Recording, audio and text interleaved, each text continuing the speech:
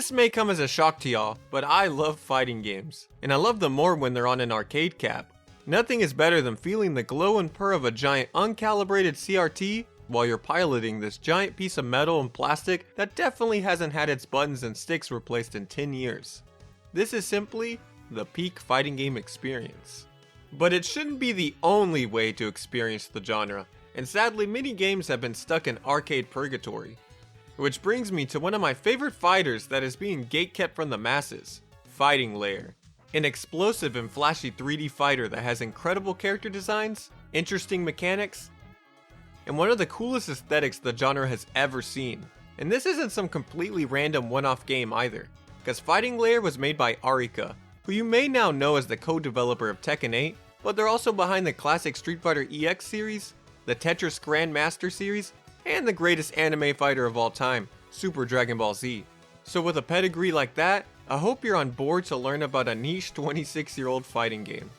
And lately, some of my videos have had a habit of becoming instantly dated as the seemingly dormant fighting games I cover suddenly get a modern re-release announced right after I upload. So, let this video be my way of putting it out into the universe that we need an accessible way to play this game that isn't through imperfect emulation or by buying a very expensive second-hand arcade board, like I did.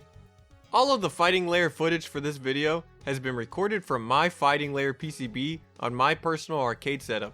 So let's bring back the vibes from my Bariki 1 video and enjoy some real arcade hardware footage. But first, a brief history lesson leading up to Fighting Lair.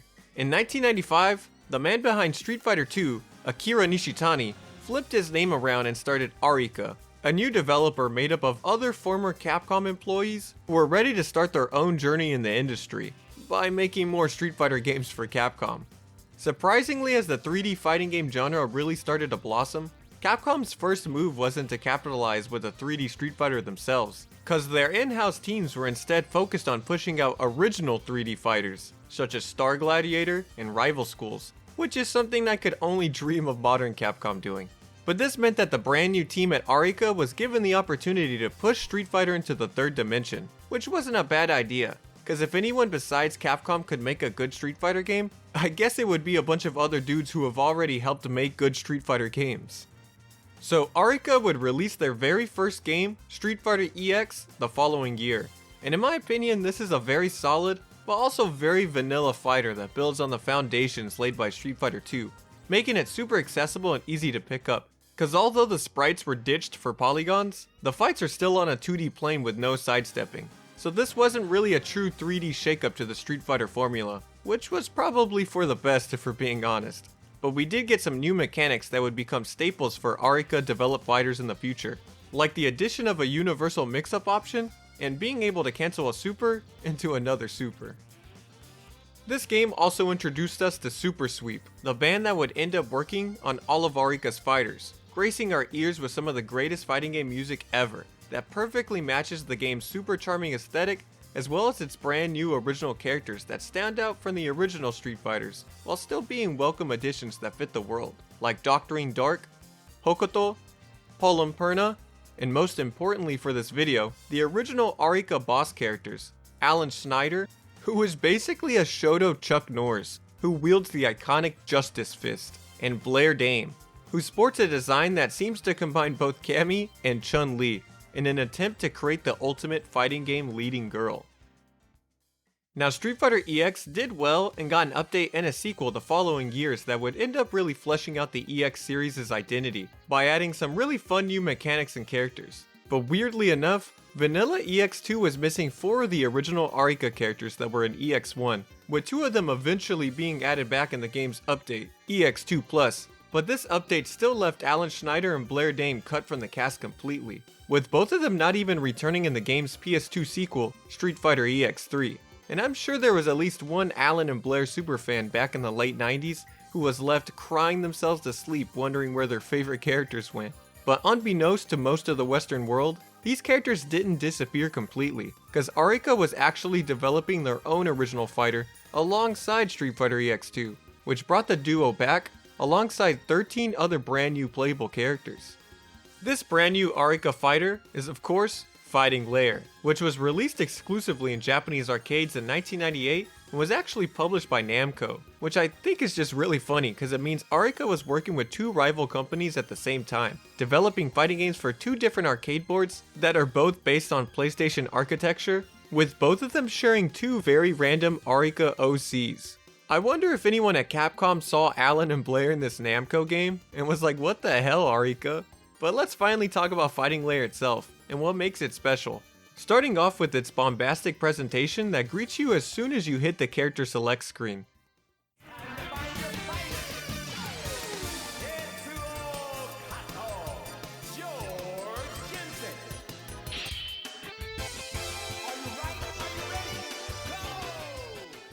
The enthusiasm in the announcer's voice is infectious, and I love how cinematic the round start feels with the image being cropped. But my favorite part is that you're able to throw buttons out when the camera is panned over to your character before the match even begins, which is a subtle and very non-important addition that screams out that this game has a personality and the developers were having fun to me. But this is just the start, and I mean literally the round start, because once we're in actual gameplay, there's a big border that frames the screen that I can only assume was added to help Fighting Lair run better. But it also adds to this game's unique visual identity and cinema feel, which is then truly encapsulated at the end of a round, because the game slows down on the final hit and lets the winning player keep attacking the other player, which is something I think modern fighting games should bring back. But this gets even cooler, because if you end a round with a special move, this happens. Man, this is just so hype to me, because the slowdown paired with the cropped red overlaid image feels like a reward. It makes the player feel cool for doing what they're supposed to do without being intrusive or annoying to any player. I love this so much, and look, I don't usually talk much about UI in my videos, but it's obvious that the charisma and aesthetic of Fighting Lair was just as important as the gameplay, and thankfully, there's a lot of substance to go along with this game's style. So let's finally get into Fighting Lair's actual gameplay, which essentially builds off the foundations Arika set up with Street Fighter EX, but adds way more mechanics that are usually found in other genres of fighters. Starting off with the simple, Fighting Lair is a 6-button fighter with 3 punches and 3 kicks, and hitting buttons and confirms into combos feels very Capcom-esque. But normals are more varied than the copy and paste normals that characters have in the EX games. Special moves and supers are done with your typical quarter circles, 360s, and DP motions, but there are also many special moves that are performed with button combinations or out of movement rather than just with motions, giving some characters a unique hybrid 2D 3D fighter kit. In true Arika style, there are also very strong system mechanics, so you can cancel these specials into a super, then cancel your super into another super, and if you hit a punch and a kick of the same strength, you get a heart attack, which is a universal overhead that can be charged, and some of these are actually pretty good and travel a good distance, so they have use in mix-ups and just in neutral. But now for the interesting stuff that differentiates Fighting Lair from the Street Fighter EX series, like how this game is actually a 3D fighter. By pressing forward heavy punch or kick, your character will do a sidestep, and it's actually pretty useful for dodging attacks and especially for getting yourself out of awkward situations in the corner, because every stage in Fighting Lair is a square that's easy to get boxed into. But if you're absolutely getting messed up, it's fine because this game also has a universal wake up attack. If you hit a punch and kick of the same strength while knocked down, you'll get an invincible reversal for the cost of a bar that's a good get off me attack, but easily baitable and punished.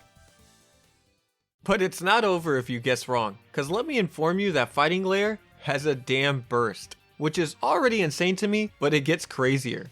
Once per match, each player can hit 3 kicks to do an evasive roll to get away from the opponent, while in neutral or getting hit.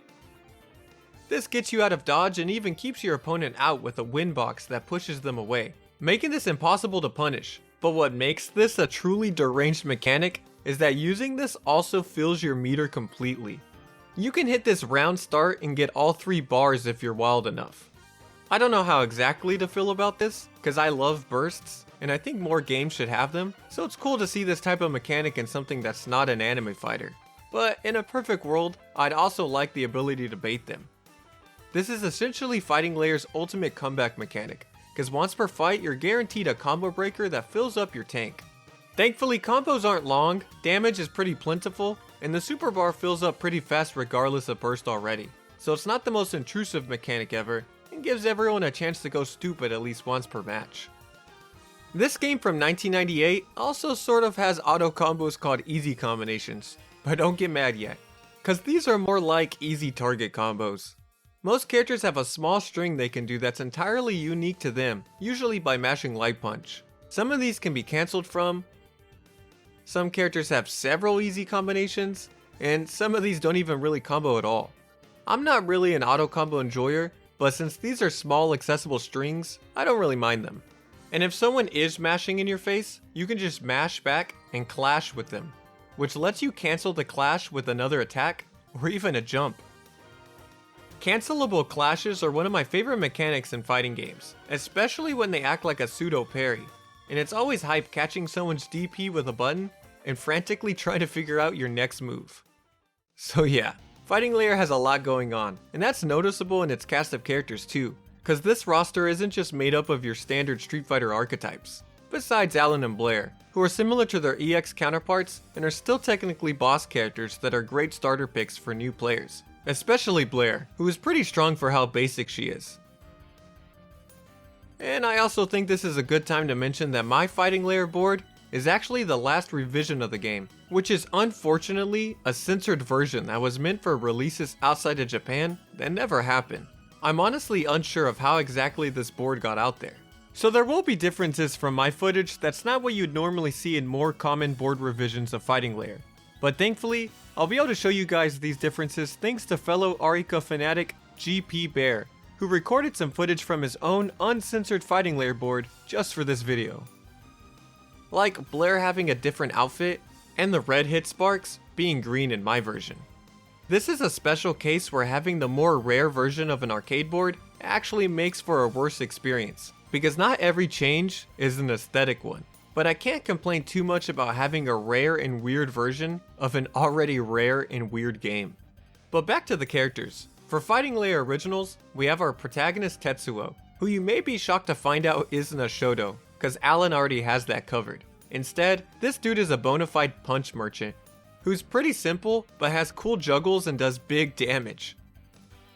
He also has one of my favorite command grab supers ever. George Jensen is next, and this dude oozes an 80s action hero aura, while also being very unorthodox in his playstyle, cause most of his specials are done from his dashes. Most notably this grab out of his forward dash that can catch anyone off guard, and is really funny to do. He's not the strongest character, but I can't help but to really like him. Next is our pretty Korean Taekwondo boy, who's definitely not a character from Tekken. This dude is Hong, and I think he's tons of fun. He's got great long normals, a bunch of strings, a good TP, and can be tricky with his hopping stance. I love this dude's design visually and in gameplay, cause he's a very cool blend of 2D and 3D fighter game design. Then we have Lan, and man, I don't know how this keeps happening, but she is another female Chinese martial artist who is also top tier in a fighting game. This must be the golden genre archetype. But I'm not complaining, cause she is so much fun because of how strong she is. She has amazing buns that can jail the opponent, or lead to an infinite if you have crazy execution, an annoying dive kick, strong mix-ups, one of the coolest counters I've ever seen, and nunchucks in her hair. She rules. Then there's Janice, who I think is probably the most popular Fighting Layer character because she's a psychopathic murderous girl with guns, knives, and a bazooka. Thankfully, she's also top tier, while also being one of the most technical characters in the game, cause she has a super that puts her into a new stance that changes her entire moveset, along with her movement. In this stance, she can't jump anymore, but instead can move around freely, which feels super weird to control in a fighter like this, but is extremely interesting. She can also dash cancel all of her normals in this stance, which of course leads to touch of deaths. So if you want to try and fix her, you also gotta get really good and learn her BS. In my version though, they changed her knives to sticks, so she's not that crazy, right? Shang is next, and I honestly can't figure this guy out. If I had to compare him to anybody, I'd say he's like a weirder and harder version of Vega from Street Fighter. He's got some interesting mobility that allows him to mix up the opponent, and considering how high he jumps and how the game has 3 dimensions, it doesn't seem that strong, but who knows, cause I never see him played and he definitely seems like a specialist character. Maybe you'll be the world's greatest Shang main.